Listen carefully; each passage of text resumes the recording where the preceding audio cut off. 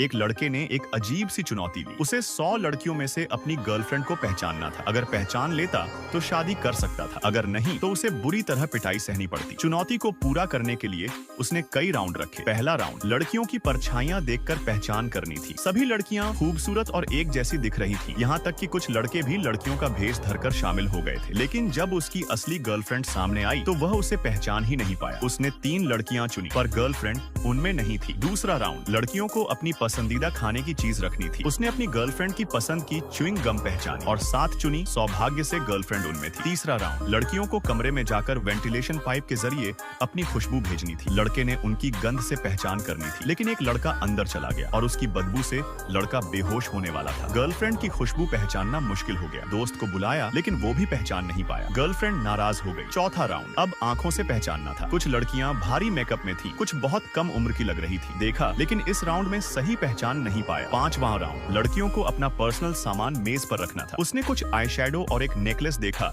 जो गर्लफ्रेंड जैसा लग रहा था। आखिर में 7 लड़कियां चुनी जिनमें गर्लफ्रेंड थी। छठा राउंड, अब बारी थी हाथ पहचानने की। उसकी गर्लफ्रेंड नेल आर्ट कराती है तो उसने बिना नेल पॉलिश वाली को हटा दिया। कुछ के हाथ मोटे थे, कुछ ने अंगूठियां पहनी थी, वो भी हटा दी। आखिर में 7 लड़कियां बची जिनमें गर्लफ्रेंड थी। आखिरी राउंड, हर लड़की को उसे थप्पड़ मारना था। गर्लफ्रेंड ने पहले एक बार उसे थप्पड़ मारा था और वह यादगार था। कुछ ने प्यार से मारा, कुछ ने जोर से। गर्लफ्रेंड ने हल्के से उसके गाल को छुआ। लड़के को लगा ये वही है और उसे चुन लिया। 100 थप्पड़ों के बाद उसका चेहरा सूज गया था, लेकिन आखिरकार उसने 3 लड़कियां चुनी और गर्लफ्रेंड उनमें थी। तो उसने चुनौती जीत ली। अब आप बताइए, अगर आप होते तो क्या अपनी गर्लफ्रेंड को पहचान पाते?